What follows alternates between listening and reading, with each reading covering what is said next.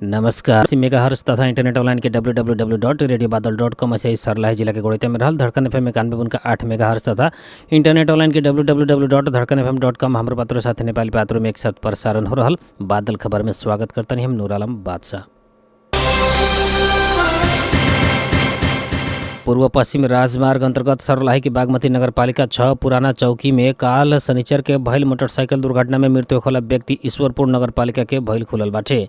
काल संझे 2 गो motorcycle एक आपस में लड़ के 4 जने उछिटायल रहे। उक्त क्रम में पूर्व से आ रहल ना 7ख1836 नंबर के बस प्र 203006 पर 67 नंबर के मोटरसाइकिल से गिर के सड़क में लड़ल एक जने के उहे जगह पर किचा के घटनास्थल में मृत्यु भइल रहे। इलाका प्रहरी कार्यालय बागमती के अनुसार मृतक ईश्वरपुर नगरपालिका 4 सखुवनी के 32 वर्षीय सुनील मुक्तान लामा बानी, लेकिन अभी भी पुष्टि होखे के बाकी रहल बाटे। मृतक के मामा से संपर्क हो रहल बाटे। वहाँ के मृतक हमर भांजा ह कह के कहल रहे। बागमती प्रहरी सरलाही न्यूज कहनी कि मृतक के पिता के भी कहल चुकल गई बाटे। शायद वहाँ के अइला बाद पुष्टि होखी। मोटरसाइकिल पछाड़ी सवार व्यक्ति भी ईश्वरपुर नगरपालिका 4 सुखवानी के 21 वर्षीय रमेश महतो भइल प्रहरी जनैले बाटे। वहाँ के घायल अवस्था में बानी। काल शनिचर के दुर्घटना भइला बाद लाश के प्रादेशिक अस्पताल मलंगवा में राखल गई बाटे। आदमी कीच के मारे वाला बस और ड्राइवर के नियंत्रण में लेके घटना के अनुसंधान कर रहल जिला प्रहरी कार्यालय सरलाही जनैले बाटे। दोसर एक जने मोटरसाइकिल चालक दुर्घटना बाद भागल रहनी। धनुषा में एक महिला के शंकास्पद मृत्यु भइल बाटे। जिला के सबैला नगर पालिका 2 के 25 वर्षीय पूजा शाह के शंकास्पद मृत्यु भइल बाटे। स्थानीय गंगाराम शाह के पत्नी पूजा के घेंट में चोट लागल अवस्था में प्रादेशिक अस्पताल जनकपुर तरफ ले पहुंचावल गेल रहे, लेकिन रास्ता में ही मृत्यु भइल जानकारी आइल प्रहरी के कहना रहल बाटे। लाश पोस्टमार्टम के खातिर प्रादेशिक अस्पताल में राखल गई बाटे। महिला के मृत्यु बारे अनुसंधान शुरू भइल जिला प्रहरी कार्यालय धनुषा के डीएसपी रंजा अवाल जानकारी देनी। सिरहा से स्रोत न खुलल 8 लाख रकम सहित एक जने पकड़ाव पड़ल बाटे। पकड़ाव पड़े वाला में बड़ियार पट्टी गाँव पालिका 2 श्रीपुर के 42 वर्षीय मोहम्मद फिरोज बानी। वहाँ के सशस्त्र प्रहरी भारत से नेपाल के तरफ साइकिल में पैसा लोड क के आ रहल अवस्था में बरियारपट्टी गाँव पालिका 3 महारा टोल से पकड़ाव कैले बाटे। उनकर साथ से स्रोत न खुलल 8 लाख नेपाली रुपये बरामद भइल। सशस्त्र प्रहरी बल नेपाल नंबर 7 गन सिरहा प्रमुख एसपी शिव प्रसाद गैरे जानकारी देनी। धनकोटा के पाखरी बास नगरपालिका 6 के वार्ड अध्यक्ष देवेंद्र गोरागाई के घर में अज्ञात समूह सब ये शनिचर के रात आगजनी कैल प्रहरी जनैले बाटे। आगजनी से घर में भइल कपड़ा जरल बाटे। रात के घर के ऊपरला ताला में सूते गईला बाद नीचे के ताला से ऊपरला ताला जाए वाला गेट के नीचे से ताला लगा के निचला ताला में रहल लुगा मेला करके आग लगावल गई गोरागाई बतैले बानी। सुत रहल समय में लुगा जरल गंध अइले बाद उठ के देखला पर ढीक में चाबी लगावल गई था। मिलला बाद पड़ोसी के बोला के चाबी तोड़ के देखला पर लुगा एक जगह में राख के आग लगावल गई। नजीक के गैस के सिलेंडर राखल मिलल। वहाँ के बताइनी के आगजनी कैले बाटे कह के बात के पहचान अभी होके सकल नइखे। आई बारे अनुसंधान हो रहल जिला प्रहरी कार्यालय के प्रवक्ता डीएसपी राजाबाबू महर्जन जानकारी दिले बानी। आग लगी से लुगा कपड़ा जर के नष्ट भइल प्रहरी जनैले बाटे। सरलाही के सदर मुकाम मलंगवा में यातायात व्यवस्था कार्यालय स्थापना कल गई बाटे। मलंगवा स्थित जिला समन्वय समिति तत्कालीन जीविका के भवन में यातायात व्यवस्था कार्यालय स्थापना कल गई बाटे। कार्यालय के आज मध्य प्रदेश के श्रम तथा यातायात मंत्री चंदन कुमार सिंह उद्घाटन कैले बानी। सदर मुकाम मलंगवा में ही ई कार्यालय के स्थापना भइले बाद सरलाही के स्थानीय सब अब यातायात संबंधी काम लेके बर्दिवास जनकपुर बीरगंज लगायत के जगह में जाके बाध्यता के अंत भइल बाटे। कार्यालय से सवारी चालक अनुमति पत्र जारी तथा नवीकरण, सवारी किताब दर्ता तथा नवीकरण, रूट परमिट लगायत के सेवा प्रदान कल जाई। कार्यालय प्रमुख राकेश यादव जानकारी दिले बानी। कार्यक्रम में निवर्तमान रक्षा मंत्री एवं सरलाही क्षेत्र नंबर 2 के प्रतिनिधि सभा सदस्य हरि प्रसाद उप्रेती, निवर्तमान प्रतिनिधि सभा सदस्य प्रमोद साहब, मध्य प्रदेश सभा के सदस्य सब कौशल किशोर राय, जंगीलाल राय और उपेंद्र महतो, जिला समन्वय समिति के प्रमुख कौशल किशोर सिंह, प्रमुख जिलाधिकारी कोमल प्रसाद धमला लगायत के मंतव्य व्यक्त कल रहने।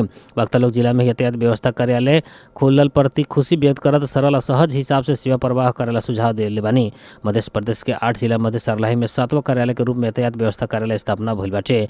कार्यालय खुले के बाकी रहल 12 सदर मुकाम कलैया में भी कुछ समय भीतर में कार्यालय स्थापना करे के तैयारी रहल श्रम तथा यातायात मंत्रालय मध्य प्रदेश जनैले बाटे। चाइना रेलवे कंपनी में कार्यरत चीनिया नागरिक हुसिया छांग के डिवीजन वन कार्यालय सिरहा लहान पकड़ाव करके अनुसंधान कैले बाटे। महेंद्र राजमार्ग विस्तार के खातिर चाहे वाला बालू गिट्टी उत्खनन करे के क्रम में वन कार्यालय से उनका के पकड़ाव करके अनुसंधान शुरू कर गई डिवीजन वन कार्यालय जनैले बाटे। डिवीजन वन कार्यालय के लहान के प्रमुख सुजीत कुमार झा के अनुसार चीनिया कंपनी मापदंड विपरीत लहान नगर पालिका के वार्ड नंबर 15 स्थित खुटी खोला में गिट्टी बालुआ उत्खनन कर रहा 2 गो एक्सकावेटर आ ड्राइवर के वन कार्यालय से खटल सुरक्षाकर्मी सब नियंत्रण में ले रहे। 2 जने के चालक पकड़ाव पड़ला बाद फील्ड इंचार्ज छांग फराल रहनी। उनका के वन कार्यालय के वन रक्षक सब अगहन 15 गते लहान से पकड़ाव कैले रहे। वहाँ के अभी वन कार्यालय के हिरासत में रखल गई प्रमुख झा बतैनी। उक्त घटना अनुसंधान के खातिर अनुसंधान अधिकारी तो कल गई बटे। अनुसंधान बाद आवे के परिणाम के आधार में मुद्दा में जाए कि न जाए के कह के निर्णय लेवे के झा बतैनी। ऐसे ही सिरा के धनगढ़ी नगर पालिका वार्ड नंबर 12 में उहे कंपनी से उत्खनन कर रहा वहाँ भी चालक सहित गाड़ी नियंत्रण में लिहल गई बाटे। धनगढ़ी में नगर पालिका के वन क्षेत्र में पड़े वाला सर्रे नदी में अवैध रूप में जेसीबी प्रयोग करके पत्थल गिट्टी बालू उत्खनन कर रहा अवस्था में ट्रैक्टर चालक धनगढ़ी माई के राम कुमार यादव, अरविंद कुमार यादव, रमन किशोर यादव, पुरुषोत्तम यादव, इंद्रजीत महतो बरियारपट्टी गाँव पालिका वार्ड नंबर 2 के संदीप कुमार महतो आ नरहा गाँव पालिका के फूल कुमार यादव के पकड़ाव करके अनुसंधान हो रहा डिवीजन वन कार्यालय जनैले बाटे। सांसद डॉक्टर अमरीश कुमार सिंह एनसेल बिक्री में इतिहास के ही बड़का भ्रष्टाचार भले बतैले बानी। आज रिपोर्टर्स क्लब में बोलत सांसद सिंह एनसेल बिक्री में सरकारी निकाय के उच्च पदस्थ व्यक्ति सबके मिलो मतो सहित भ्रष्टाचार भले बतैले बानी। 1 वर्ष अगाड़ी भी खुद से ई बात खुलावल कहत वहाँ के पूर्व प्रधानमंत्री के बेटा एनसेल के खातिर 12 करोड़ रकम बूझल प्रमाण हमनी संगे भइल बतैनी। 1 वर्ष पहले भी हम ई बात कहले रहनी पूर्व प्रधानमंत्री के बेटा 12 करोड़ रकम बुझले रहे। ये एनसेल के खातिर वहाँ के कहनी कि काहे कि अब 5 वर्ष बाद एनसेल के कुल संपत्ति सब नेपाल सरकार के होके वाला भइला से ओकरा के रोकेला अभी के भ्रष्ट सरकार मिलोमत में ही ई सब हो रहल बाटे। एकरा के हम प्रमाण सहित पुष्टि कर सकेम। एनसेल से आजियाटा भी नेपाल के राजनीतिक हस्तक्षेप पर दबाव से ही रहल उनकर कहना रहल बाटे। एनसेल नेपाल के mega investment bank, global IMF bank, standard chartered bank से करीब 40 अरब ऋण लिहल खोला तो कहने कि 40 अरब के ऋण में रहल एनसेल करीब कैसे 6 अरब में बिक्री हो सकता है। ई विश्वास करे वाला बात नहीं है।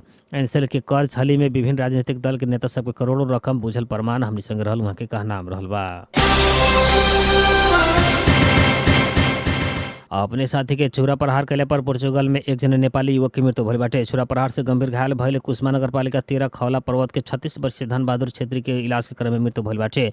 छेत्री के शांति योग स्थित लिटरोल एलेंटेजानो अस्पताल में इलाज के क्रम में ये बीफे की मृत्यु भइल। गैरावासी नेपाली संघ पोर्चुगल के अध्यक्ष उमेश खड़का जानकारी दिल बानी। मृतक क्षेत्र के लाश परीक्षण के खातिर हुए अस्पताल में के सब गृह में रखल गई आ उनकर मृत्यु बारे निज के परिवार के जानकारी करावल गई खड़का बतैले बानी। निर्मल बचत तथा ऋण सहकारी संस्था लिमिटेड कोल्भी 6 परसौना के 12वां वार्षिक साधारण सभा संपन्न भइल बाटे। जनसभा इंग्लिश बोर्डिंग स्कूल परसौना के प्रांगण में आज काल उक्त साधारण सभा संपन्न भइल बाटे। संस्था के अध्यक्ष मोहन चौधरी के सभापतित्व में उक्त साधारण सभा संपन्न भइल बाटे। कार्यक्रम में प्रमुख अतिथि बारा निर्वाचन क्षेत्र पर 1 प्रदेश सभा सदस्य त्रिलोकी प्रसाद चौधरी पानस में बत्ती जरा के साधारण सभा के उद्घाटन कैल रहने। कार्यक्रम के संबोधन करत प्रमुख अतिथि चौधरी इस संस्था से स्थानीय स्तर में बहुत ही बढ़िया काम कैल जनैनी। वहाँ के संपूर्ण शेयर सदस्य सबके धन्यवाद। संस्था के उत्तरोत्तर प्रगति के कामना कैनी। समाजसेवी प्रकाश पंजियार, राम भरोसे चौधरी, राम मौजूदा चौधरी आ संस्था के शेयर सदस्य सब कर्मचारी सबके उपस्थिति रहल रहे। संस्था के आय व्यय संस्था के कोषाध्यक्ष मनोज चौधरी प्रस्तुत कर रहनी। लेखा प्रतिवेदन लेखा संयोजक विजेंद्र चौधरी कहनी। पार्टी के वार्षिक प्रतिवेदन संस्था के अध्यक्ष मोहन चौधरी प्रस्तुत कर रहनी। इस संस्था से आर्थिक वर्ष 2079-80 में 3,46,08,684 रुपये करवा रहल जानकारी करले बाटे। आम जनता पार्टी आसपा निकट के आईटी आर्मी के राष्ट्रीय भेला एवं प्रशिक्षण 14 पूस में होखला भइल बाटे। काठमांडू के स्थित केंद्रीय कार्यालय में आज बैठल आईटी आर्मी के बैठक से राष्ट्रीय भेला आ प्रशिक्षण करे के निर्णय कैले बाटे। आईटी आर्मी के अध्यक्ष चंद्रभूषण शाह के अध्यक्षता में बैठल बैठक में भाजपा अध्यक्ष एवं पूर्व मंत्री प्रभु शाह लगायत के नेता सब के विशेष सहभागिता रहल है। बैठक से समाज के न्याय आ सुशासन सहित आम जनता के लोकतंत्र प्राप्ति के खातिर क्रियाशील आईटी आर्मी से संघर्ष के विभिन्न कार्यक्रम सब आगे बढ़ावत निर्णय सम्मत कैले बाटे। वैदेशिक रोजगार पीड़ित के पक्ष में संघर्ष करके भ्रष्टाचारी सबके जान कार्रवाई करे के नेपाली नागरिकता परित्याग कैल विदेशी सबके संपत्ति कब्जा करके सरकार के बुझाए के लगायत के संघर्ष के कार्यक्रम सब आगे बढ़ावे के आईटी आर्मी के अध्यक्ष शाह जनैले बानी। बादल खबर में मौसम संबंधी जानकारी रेडियो बादल 89 मेगाहर्ट्ज द्वारा रेडियो बादल 89 मेगाहर्ट्ज सिमरौनगढ़ 12 आ रेडियो धड़कन एफएम 91.8 मेगाहर्ट्ज गोड़िता सर्लाही द्वारा मापन कल गेल अनुसार सिमरौनगढ़ आ गोड़िता लगायत आसपास के क्षेत्र के अभी के न्यूनतम तापक्रम 21 डिग्री सेल्सियस रहल बाटे। ऐसे ही आज सवेरे 22 डिग्री सेल्सियस रहल रहे तो दोपहरिया 29 और रात में 18 डिग्री सेल्सियस तापक्रम रहे के अनुमान कल गेल बाटे। ऐसे आज सवेरे 6:39 में बेर गल है तो संझिया 5:12 में बेर डूबल बाटे। बारा जिला के सिमरौनगढ़ में रहल रेडियो बादल 89 मेगाहर्ट्ज तथा इंटरनेट ऑनलाइन के www.radiobadal.com से सरलाई जिला के गोड़िया में रहल धड़कन एफएम 91.8 मेगाहर्ट्ज तथा इंटरनेट ऑनलाइन के www.धड़कनfm.com हमरे पत्र साथे नेपाली पात्रों में एक साथ प्रसारण हो रहल बादल खबर से प्राविधिक मित्र रुस्तम सहित हम नूर आलम बादशाह के विदा दी। नमस्कार।